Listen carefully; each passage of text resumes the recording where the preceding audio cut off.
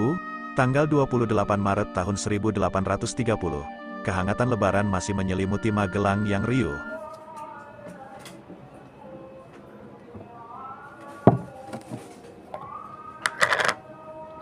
Kedamaian terhenti ketika Panglima Perang Ulung, Diponegoro, tiba di Magelang untuk memenuhi undangan Hendrik Merkus Baron de Kock, Panglima tentara Belanda yang berperan dalam Perang Jawa, di tengah nuansa perayaan.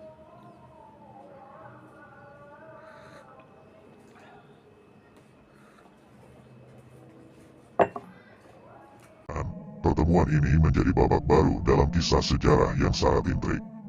3 hari sebelumnya, de Kock memberikan perintah rahasia kepada 2 perwira infanteri seniornya, Louis Duperron dan A.V. Michels, untuk mempersiapkan pasukan menyongsong kedatangan Diponegoro. Instruksi tersebut menciptakan ketegangan yang terasa dalam udara, sesuai dengan catatan sejarawan Peter Carey.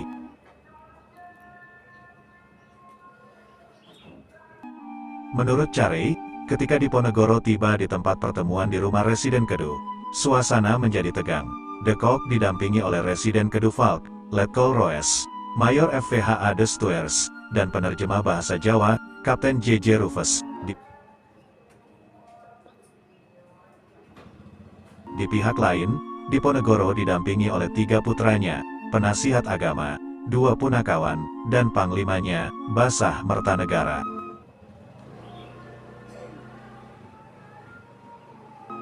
Pertukaran kata-kata antara de Kock dan Diponegoro menciptakan ketegangan yang semakin terasa. De Kock menyarankan agar Diponegoro tinggal di Magelang, namun Diponegoro menolak dengan tegas, menyatakan kedatangannya hanya untuk beramah tamah setelah bulan puasa.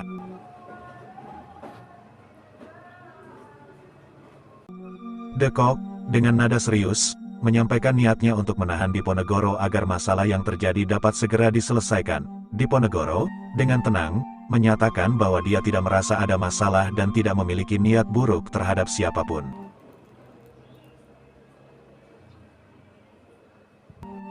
Namun, suasana berubah ketika de Kock tiba-tiba memutuskan untuk menuntaskan masalah politik pada hari itu juga. Diponegoro mencoba meredakan situasi dengan mengusulkan penyelesaian lain waktu. Namun de Kock bersikeras untuk menyelesaikannya saat itu juga.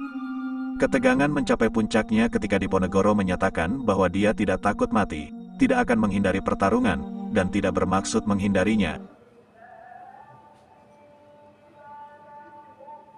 De Kock terhenyak mendengar pernyataan ini, dan wajahnya tertunduk. Diponegoro kemudian menjelaskan bahwa tujuannya hanya untuk memperoleh kedudukan kepala agama Islam di Jawa dan gelar Sultan. Meskipun de Kock menawarkan penyelesaian tanpa pertumpahan darah, suasana semakin tegang. Dalam kebijaksanaannya, Diponegoro mengendalikan emosinya. Dia mengakui bahwa pernah mempertimbangkan untuk menghunus keris dan membunuh de Kock.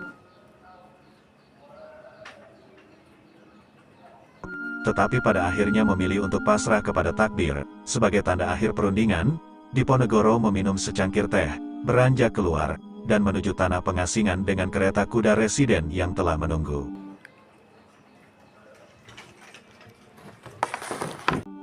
Peristiwa ini menciptakan babak baru dalam perjalanan Diponegoro, seorang pemimpin yang kuat dan bijaksana, yang memilih jalan perdamaian di tengah gemuruh perang yang melibatkan kepentingan besar pada masa itu.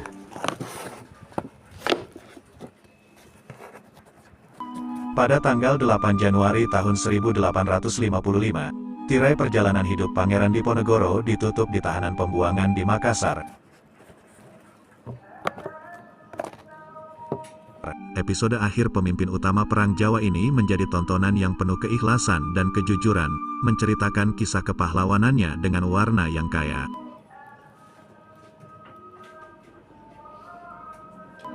Keikhlasan Diponegoro terpancar melalui pengakuan ofisir pengawal Jerman, Justus Heinrich Noerle, yang mendampingi Diponegoro selama pelayaran ke Manado.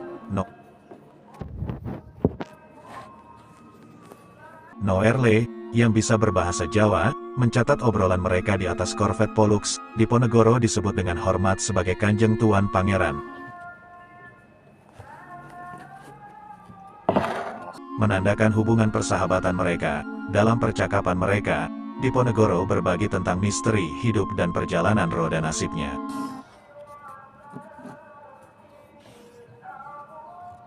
Sebelum Perang Jawa, Diponegoro adalah seorang penguasa dengan 60 tukang yang memotong rumput demi kuda-kudanya di Tegalrejo. Namun, ketika menjadi buronan, ia hanya ditemani oleh 2 pengiring setianya, Banteng Wareng dan Joyo Suroto. Menggambarkan kehilangan dunia fisik namun teguh mempertahankan kemanusiaannya. Kisah hidup Diponegoro, menurut Peter Carey, adalah pergerakan menciptakan dunia baru. Disebut hijrah dalam konteks Islam. Hijrah pertamanya terjadi dari Tegalrejo ke Selarong pada 20–21 Juli tahun 1825.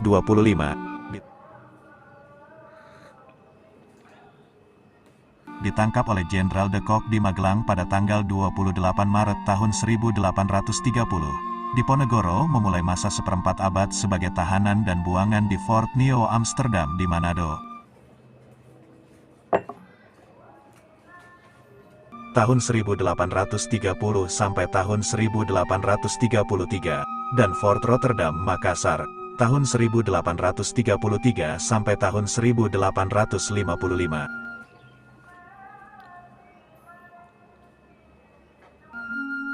Perjalanan hijrah berikutnya membawa Diponegoro ke ranah intelektual, kepenulisan, meditasi, dan seni.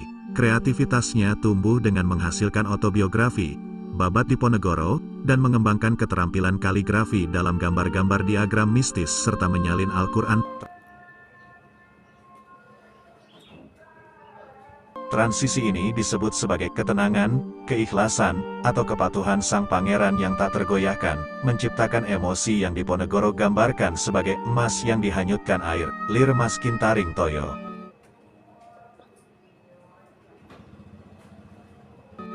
Dalam membaca Babat Diponegoro, kita seolah-olah mendengar langsung cerita sang pangeran. Gaya ekspresinya bersemangat, lugas, dan jujur. Pengakuan Diponegoro tentang penglihatan mistik Ratu Adilnya yang tidak tahan melihat kematian, atau kelemahannya bila melihat perempuan, memberikan gambaran mendalam tentang pribadi sang pangeran.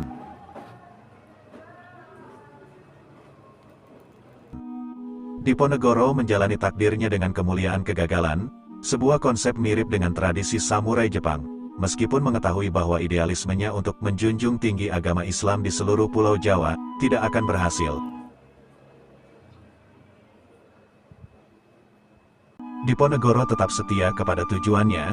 Ramalan Mangkubumi, kakek buyutnya, terbukti benar saat Diponegoro menyebabkan kerusakan lebih dahsyat kepada Belanda daripada yang dia lakukan selama Perang Gianti.